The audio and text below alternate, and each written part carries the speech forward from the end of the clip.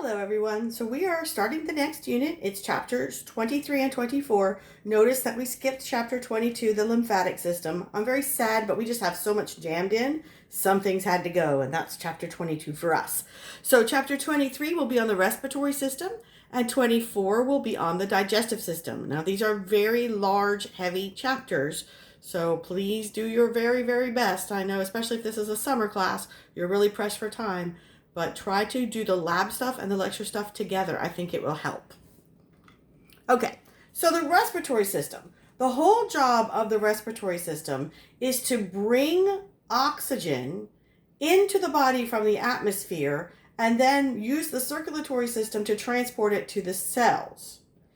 The reason why the cells need oxygen is because they get most of their ATP through the mitochondria performing something called aerobic metabolism, also known as cellular respiration, and it requires oxygen as a reactant. So it requires oxygen and glucose that has been broken down through glycolysis and some other things, and what it produces is ATP, carbon dioxide, and actually water. We actually produce water in this, okay? So the only way our bodies can get new oxygen is by bringing it in from the atmosphere. And so we have to bring the oxygen in and have it diffuse across tissue into the bloodstream. And so we have to have a large surface area at the lung level that gives us lots of opportunities for diffusion of oxygen to occur. And then once the oxygen goes into the bloodstream and is bound to hemoglobin, it goes all the way out to the capillary beds. And then the oxygen leaves the blood and goes to the interstitial fluid and then eventually the cells. Now, meanwhile, the cells have been using oxygen to create ATP, and they've generated a lot of carbon dioxide. Carbon dioxide is toxic, so you need to get rid of that. So when you're dropping off oxygen, we also have carbon dioxide moving from the cell to the interstitial fluid, and then from the interstitial fluid into the bloodstream, and then when that blood makes it all the way back to the lungs, it can be exhaled, and the carbon dioxide can be pushed back across the same diffusion surfaces of the lungs and then exhaled out through the respiratory system. So the functions of the respiratory system are to provide enough surface area to allow for gas exchange by diffusion between the air and the blood. It's also to get the air to and from this surface area, to protect the respiratory surfaces from dehydration, temperature changes, and pathogens, to produce sounds, and we also kind of throw this in there. We bring air in through our nostrils where it has odorants dissolved in it, right, in our mucous membranes. And so the respiratory system is how we get the smells into our nose, which then we learned in chapter 17 how the nose is able to detect different chemicals. So it's kind of like a side function. Now, when you're talking about your respiratory system, we usually divide it into two groups: your upper respiratory system and your lower respiratory system. And the place where it changes over is at the back of the throat, and we have the pharynx, and then it splits. The pharynx splits into two distinct tubes. To the front, we will enter the trachea. With the first structure there is the larynx, or voice box. And then behind the trachea is the esophagus. So we're splitting into the respiratory and digestive systems. So upper respiratory system is everything above the larynx. So that would be your nose, nasal cavity, paranasal sinuses, and pharynx. So some of you may have been told you had an upper respiratory infection, right? Usually it's a sinus infection, but that will let you know kind of what the doctor meant. Everything from the larynx down to the bottom of the lungs is fully dedicated to respiratory system. And that is your lower respiratory system. So it is your larynx, trachea, bronchi, bronchioles, and alveoli. Now I want you to notice right now, you need to know the spelling of pharynx and larynx, since you're going to have to type them on your lab test. So those are kind of challenging, so just make sure you take a good look at them, okay? All right. So here we go. Here is a view of the respiratory system. So we have the nose. We have all these internal nasal passages we're going to talk about. We have, this is the area, as soon as we get out of the nose and from here to here, all of this is your pharynx. It joins with your oral cavity, and then right here is where the pharynx splits, and we have our opening to our larynx, and we have our opening to our esophagus. And at the border of these two is this flap of elastic cartilage known as the epiglottis. And it's going to cover the airway when food is coming by and open the airway when we're inhaling and exhaling. So right here is where we stop having upper respiratory system and start lower. And we have larynx, trachea, bronchus. Each one is there are two primary bronchi. And then the bronchi will split into secondary bronchi, tertiary bronchi, and bronchioles. And eventually we will get down to these little tiny respiratory bronchioles, and we have these little tiny clusters of round sacs known as alveoli. Now, your textbook and your lab book are going to break up the lobes of the lung differently, not the major lobes, but like lobules, and they're going to talk about the bronchioles differently. We're going to use primary, secondary, and tertiary, and that's it. We're not going to worry about lobar and all those other ones. You'll see later. Okay. So the respiratory tract, this is the path that the air takes getting from the opening of the respiratory system down to where it can exchange air at the alveoli. So just like we can divide the respiratory system into upper and lower, we can divide the respiratory tract into the conducting portion and the respiratory portion. Now, every time you inhale, you bring air through your respiratory tract, and it fills up your nose, your trachea, the bronchi, the bronchioles, and then down into the tiny bronchioles and the alveoli. The problem is the only air that counts, that actually has exchange with your blood, is the air that gets all the way down to the bottom in the alveoli and a little bit in the tiny respiratory bronchioles. All that other air, although it had to travel in, is just on the way to the exchange surface. So everything from the nasal cavity to the larger bronchioles is just called the conducting portion. It's kind of wasted air, unfortunately. And then the only air that actually gets to have exchange is in the respiratory portion, which again are the smallest bronchioles called respiratory bronchioles and the little air sacs called alveoli.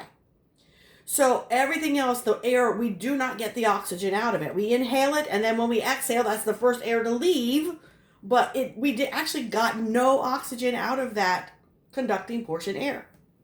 The alveoli are little tiny air-filled pockets that form the bulk of the lungs, and these are where all of the diffusion of oxygen and carbon dioxide take place. Lining the conducting portion, so the part that doesn't worry about exchange of the respiratory system, we have respiratory mucosa, and it has an epithelial layer and an areolar tissue layer. Areolar tissue layer is often called the lamina propria. Now, the epithelium will change slightly as we move through the conducting portion, depending on whether or not that chamber might come into contact with friction. Okay, so if there's going to be a chance of some friction, we're going to probably put stratified squamous epithelium. If we get to areas where we really don't have to worry about friction so much, but we have to worry about mucus production, then we will switch over usually to pseudostratified columnar epithelium. This mucosal layer functions in the respiratory defense system. So as you're taking in air, you need to make sure anything that you would not want to permanently live in your lungs doesn't make it down to your lungs. So we have a series of filtrations that the air goes through, hoping to remove any particles or pathogens before they make it down into the lung alveoli. See, if you eat something bad, your digestive system goes all the way through you. It can come out either end. But if you breathe in something bad and it gets down to the alveoli, there's really no way to get it out. There's no mechanism for getting things out of the alveoli and pushing them back up through the respiratory tract. So the goal is don't let anything bad get down into the alveoli. So the lamina propria, in the upper respiratory system, the trachea and the bronchi, it contains its own mucus glands that will put out secretions onto the epithelial surface. Now, why do we use mucus? It's made as a sugared protein called mucin, and once it gets in contact with water, that's when it becomes mucus. Now, mucus is very sticky, so any dust or particles that are coming down the airway will land on the sticky mucus and get stuck. In the lower portion of the conducting portion of the lower respiratory system, we do have smooth muscle cells that go around the bronchioles. So if an object gets down there, at least to that level, those muscles can constrict and try to block it from getting lower in the lung. And then if you cough, it can try to propel it outward.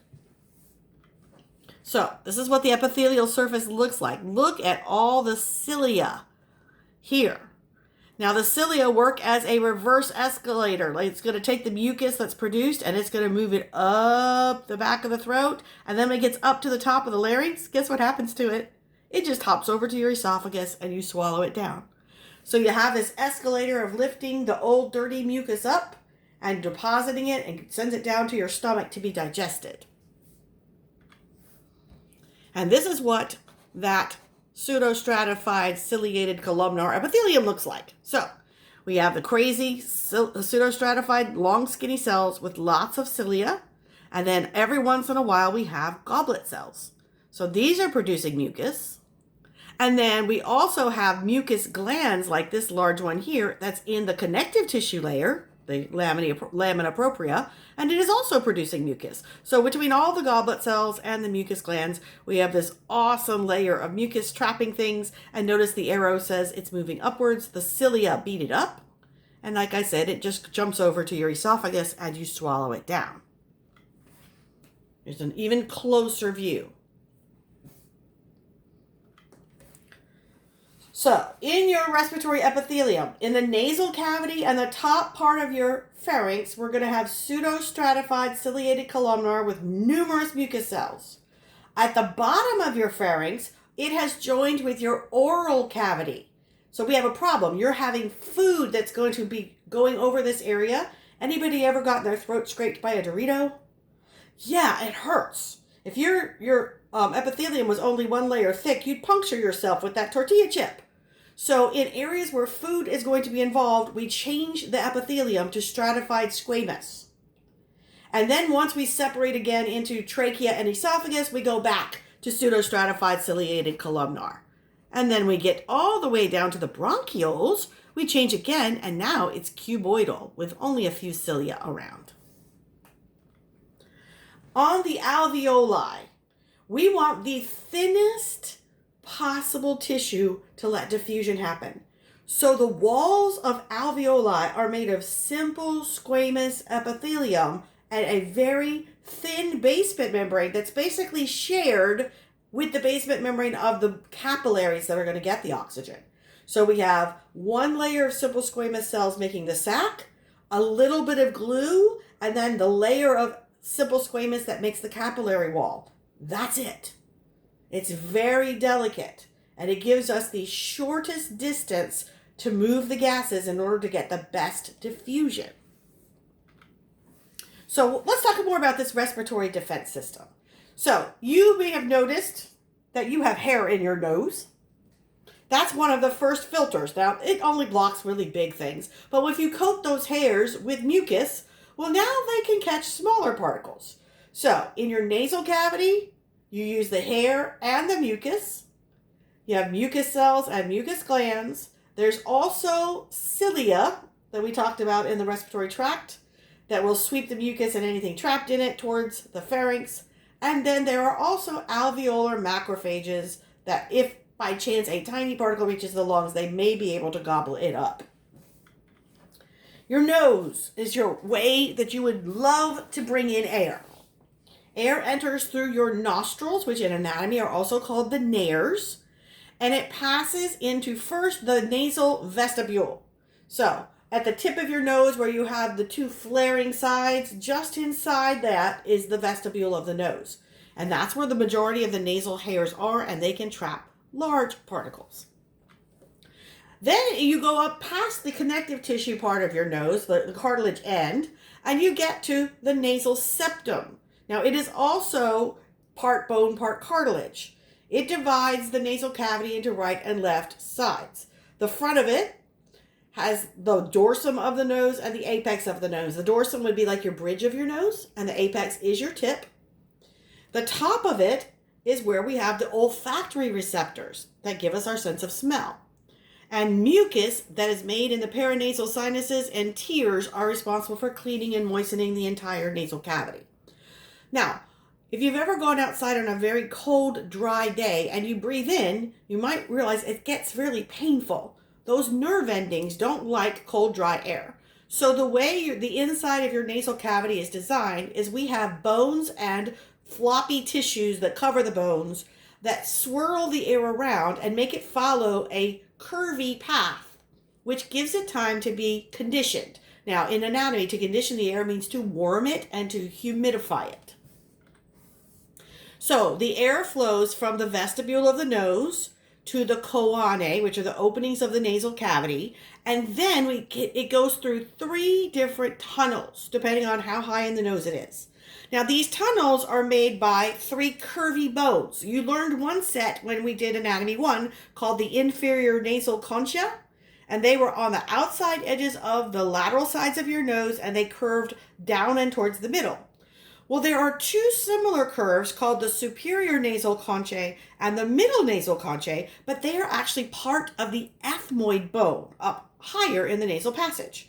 So you have these 3 curvy bone sections, and then we're going to lay on them respiratory epithelium, and so they're going to be covered up. They're going to have mucus on them, and so the air has to go between and around these curvy bones. And the pathways between these bones are called the meatises, means tunnel. So we have a superior nasal meatus, a middle nasal meatus, and an inferior nasal meatus. Again, having these little curvy tunnels makes the air take longer to make it to the olfactory epithelium and the nerve endings. It gives us time to trap particles. It gives us time to warm and humidify the air, and then we can direct that air up to the olfactory receptors. All right.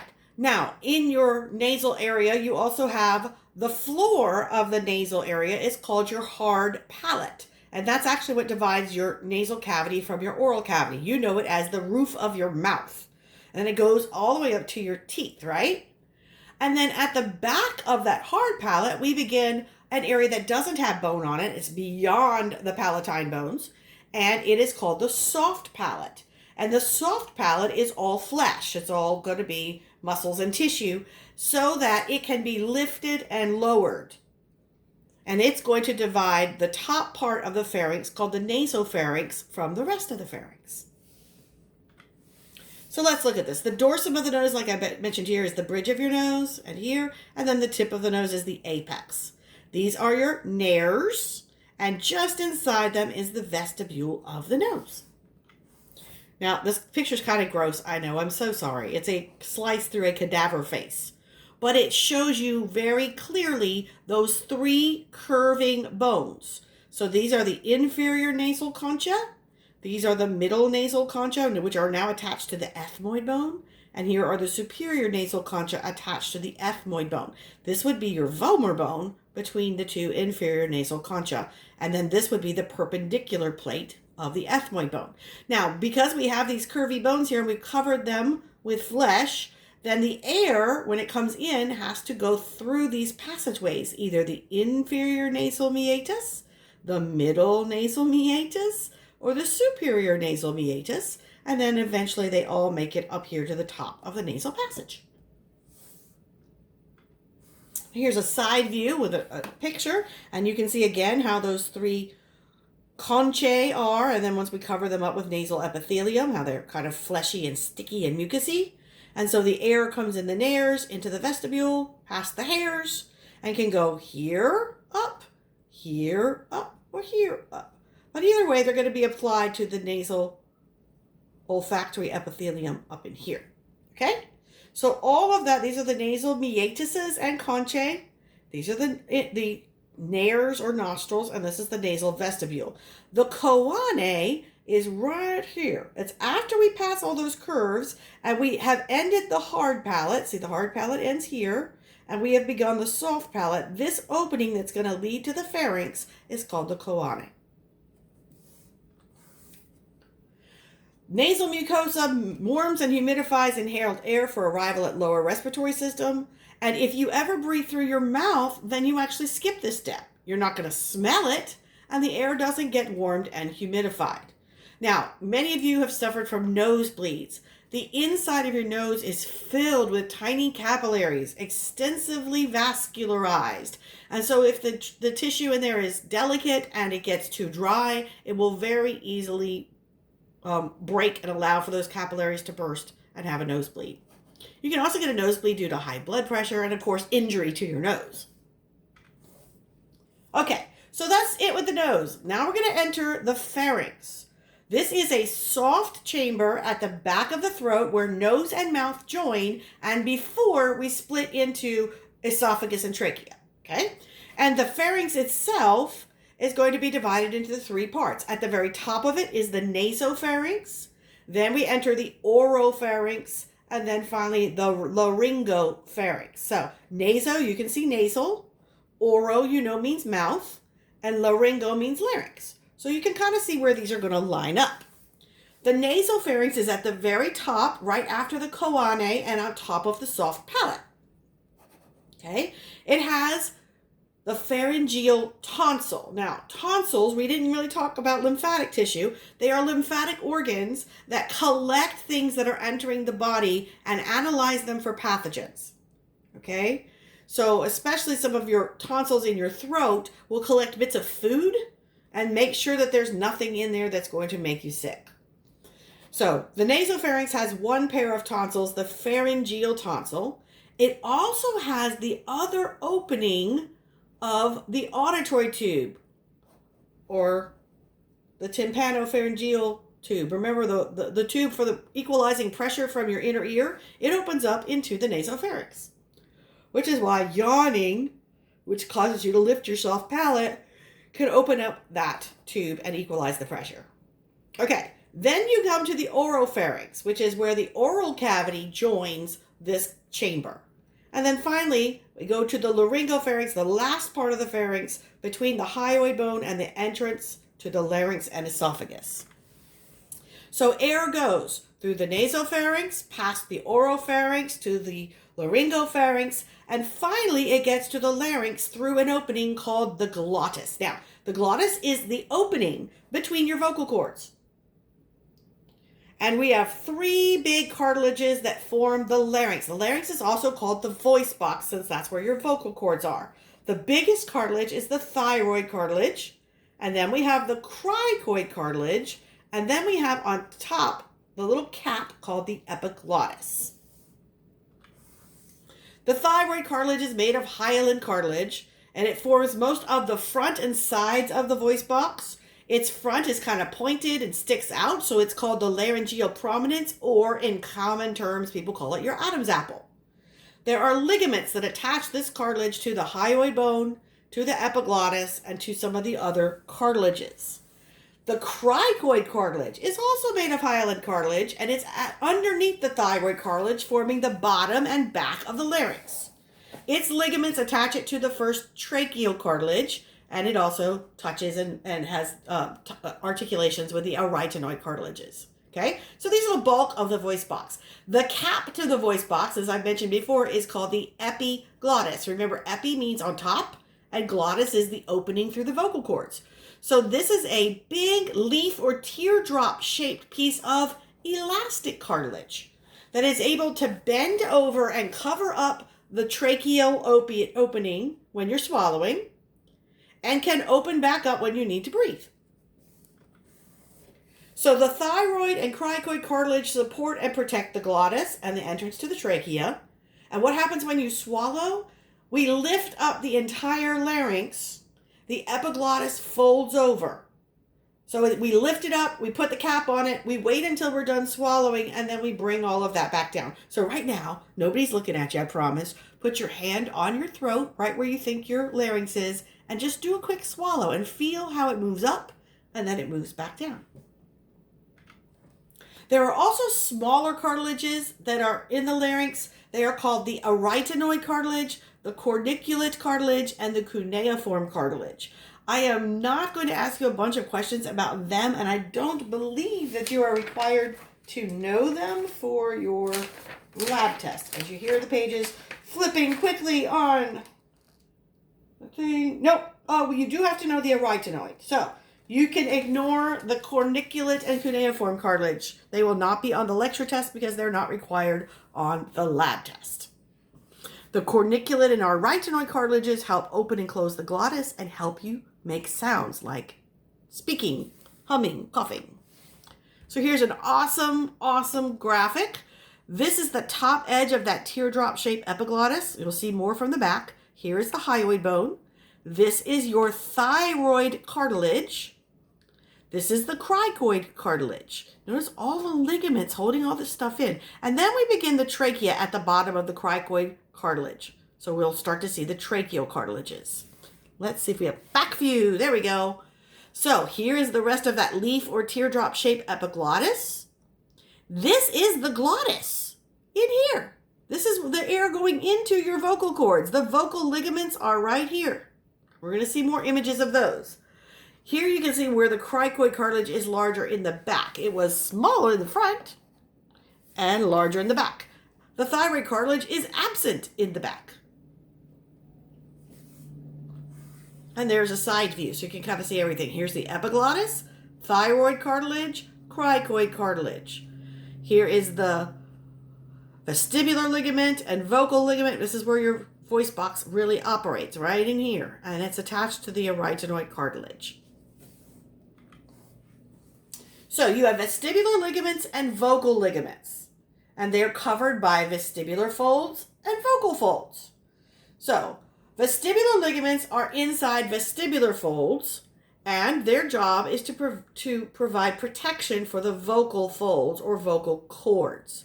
The vocal cords are ligaments that actually vibrate from air, and you control the tightness of the cord, which affects the pitch by changing the frequency of the vibration. So sound is air passing upwards through the glottis, vibrating these vocal fold ligaments, and it produces sound waves. And so you have voluntary muscles that can change the position of the arytenoid cartilages, controlling the tension. The tighter the tension, the higher the sound. The lower the tension, the lower the sound. Larger vocal cords produce deeper voices. Smaller vocal cords produce higher sounds. So children generally have higher voices than adults. Women generally have higher voices than men.